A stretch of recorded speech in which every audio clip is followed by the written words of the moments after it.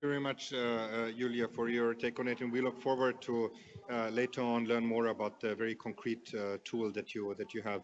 Sydney, I want to give you the floor for your sort of introductory take on education's power in this whole context. Yes, hi everyone. I'm proud to be the youth panelist here today as a former student activist, climate change curriculum developer, and representative of an organization, Care About Climate, that fills the gaps in climate change education left by traditional institutions in both the global north and global south. I got involved in turning climate change education into climate action while at university. I, along with many other students at my university, did not feel the university's actions on climate change reflected their strong education on climate change. I attended school in St. Louis, a city plagued by horrific environmental racism, and I, along with other student activists, thought it was essential that the university begin to address those problems through fossil fuel divestment and better community outreach. So student voices are powerful, and I strongly believe in the ability of students, administrators, and faculty to come together to find climate solutions. And that's just one perspective from a global north high emitting country.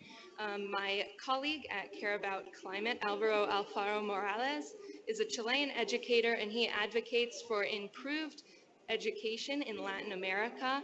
Often our regions that are most impacted by climate change also lack access to necessary education, and it's important that we find solutions that address both SDG 4 and SDG 13 to ensure that we have equitable, quality education, and ambitious action on climate change. So it's important to ensure there is equitable access to information. My other colleague, Renata Koch Alvarenga of Brazil, noticed a lack of gender and climate justice resources in Latin America, in Latin American languages. So she developed a program, Empodera Clima, to provide resources to educators, researchers, and students in English, Spanish, and Portuguese. We also need to bring localized, interactive, and intersectional education to the classroom. Research shows that experiential learning enhances student understanding of subjects. Localizing climate change helps students understand the impacts that face them and help them develop coping techniques to deal with some of the impacts of climate change they might face, like increased risk of disaster. We also need to broaden climate change education across the curriculum to ensure students have a comprehensive understanding of the subject. Students need to understand the science, politics, and economics of climate change, and they also need outlets to take climate action, like through art or community engagement projects. We also need to equip teachers to teach. Many teachers may want to teach climate change but not have the necessary resources or feel comfortable bringing up the subject in the classroom. The more we can do to make teachers comfortable will help our students. Even just raising the discussion of climate change in the classroom can be extremely helpful because students have questions, they have ideas, and just providing a platform for students to pursue their projects can bring great change. Thank you. Great, thank you very much, Sydney, for these.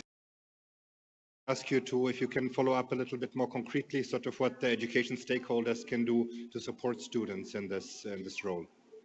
Yeah, so we already know students are having a huge impact on climate action. You've seen the climate strikers all around the world, and I want to give particular recognition to the Indigenous youths who have persistently fought for human rights at COP and in their homes every day. What I would encourage of all students is to start asking questions. Why are things the way they are? What is the impact my institution has on the environment? Why does it have that impact? How can we make change? Something institutions can do is welcome students and impacted community members to the table, have an opportunity for students to offer input, and be transparent. I think a lot of times when student and university needs start to chafe is when there's a lack of transparency and understanding. If the schools can be upfront about what changes are possible and why some changes are a challenge, students and universities can come together to find collective wins. NGOs can also support students. UNESCO's Climate Change Education for Sustainable Development initiative includes non-formal educational programs to raise awareness. Care About Climate does this through our program called the Online Youth Exchange. The Online Youth Exchange is a collaborative learning environment where students from 50+ countries come together to learn from each other and collaborate on climate action projects.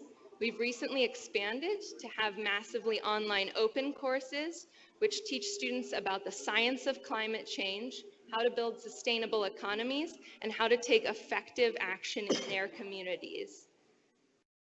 So there are many opportunities for students, institutions, and NGOs, as well as funders of these projects to come together and support students in creating effective climate action. And on the screen, you'll see a picture of one of our online calls from our online youth exchange. So we have people come together all around the world to learn from one another. Thank you. Great, thank you very much, Sydney, for this, for another one, for another very concrete example of this work. We have a packed program, but we do have a little bit. We do have a moment. Human health. Great, thank you very much, Sydney. I'll give the floor to you for response to the questions, and then I think you also brought a commitment from your work, with which I invite you to finish then your intervention. Yes, so I think in response to all of the questions that are asked, something that's important is to start viewing education as a two-way street. It's not just top-down. We need students to collaborate with teachers and institutions to learn from one another. And related to this, I was asked by Students Organizing for Sustainability International to introduce the Global Climate Letter as part of the SDG Accord. The letter calls for a 3-point commitment from universities and educational networks. 1, mobilizing more resources for action-oriented climate change research and skills creation. 2, committing to going carbon neutral by 2030 or 2050 at the very latest. And 3, increasing the delivery of environmental and sustainability education across curriculum, campus, and community outreach programs. Thus far, networks and institutions representing over 50% of the world's universities have signed the letter. We encourage networks and institutions to sign on in response to the climate emergency. Thank you. Great. Thank you very much. I think with this, we come to the end of our first